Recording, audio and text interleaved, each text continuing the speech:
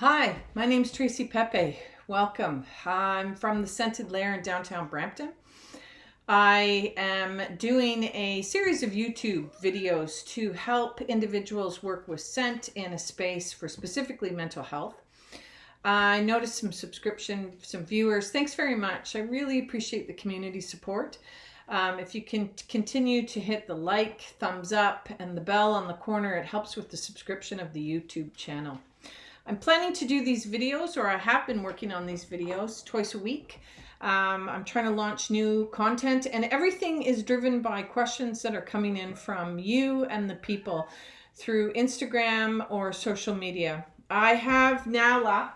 Yes, this is Nala.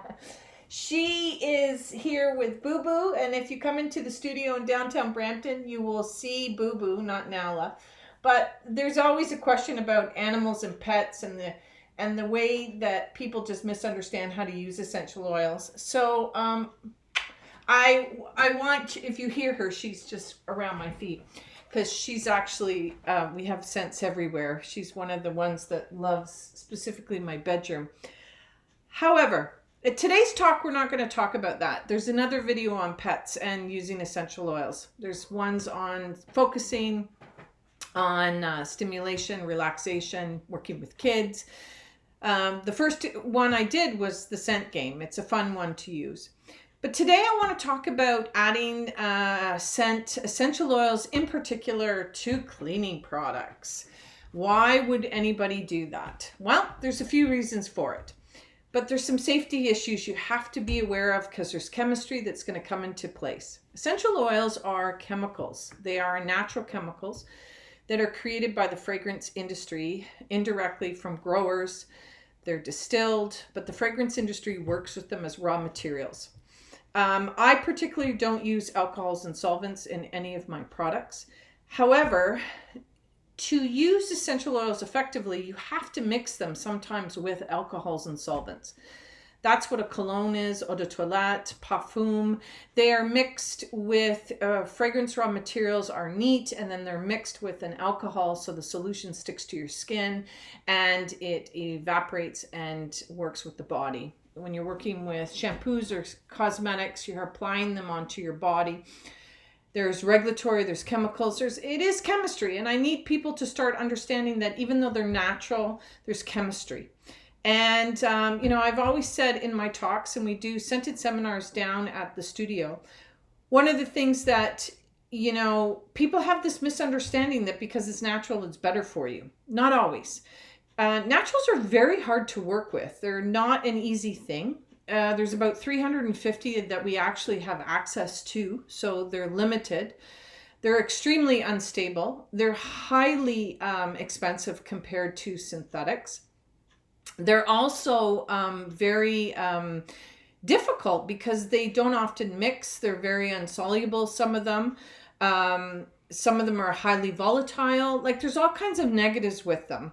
I love working with them despite all that, but I do acknowledge that there is a need for chemistry and that you have to sometimes work within the chemistry world because that's the way chemistry works. It's like no different being a chef. There's raw materials you have to work with. And there's some chefs that always work with meat because of the flavoring component. And then there's others who do a health issue. So this is a choice. However, when you're using essential oils, lemon oil is commonly used for many reasons. Essential oils deodorize. They neutralize odors. And so that's one of the reasons why you can add.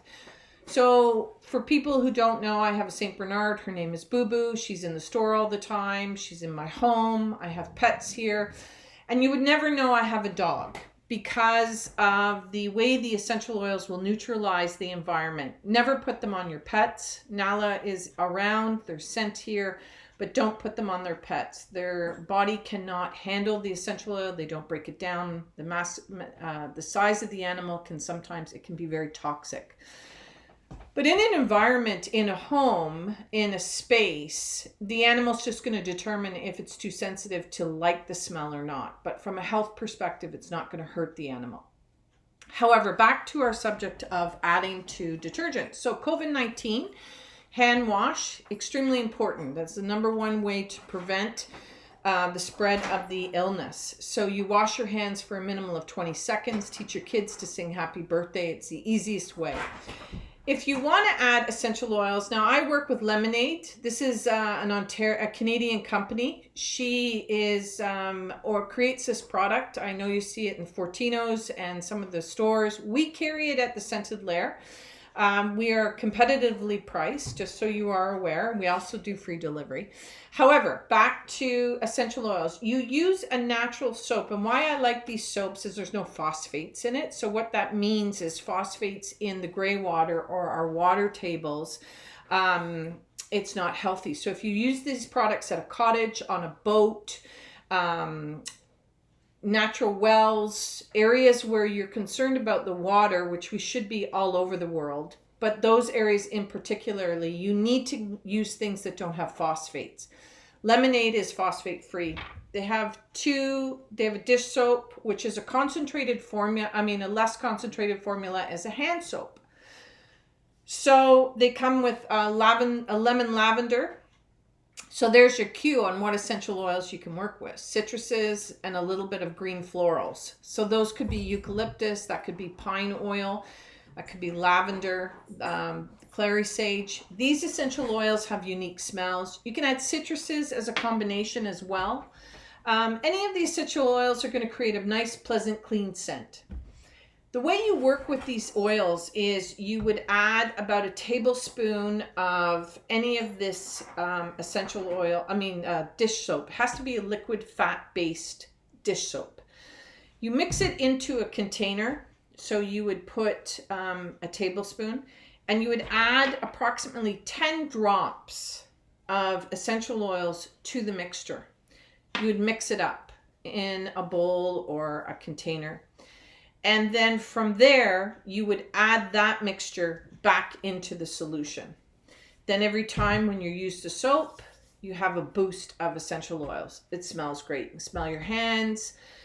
If you use it in cleaning products, you could take that 10 drops in that tablespoon of liquid hand wash or liquid detergent and put it in a bucket of water with warm water.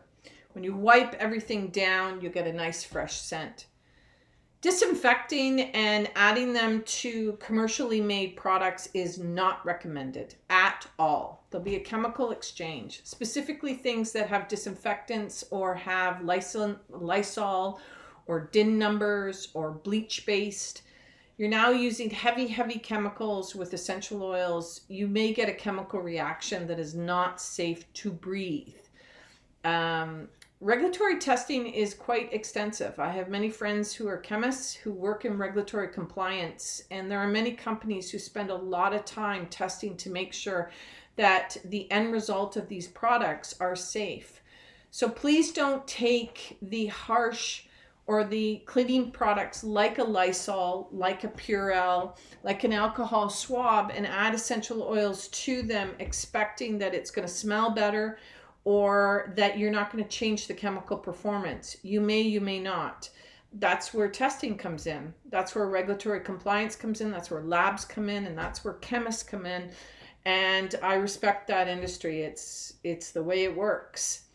Nice smell, adding a scent to a room, create a scent, deodorizing, neutralizing because of pet odors, cigarette smoke.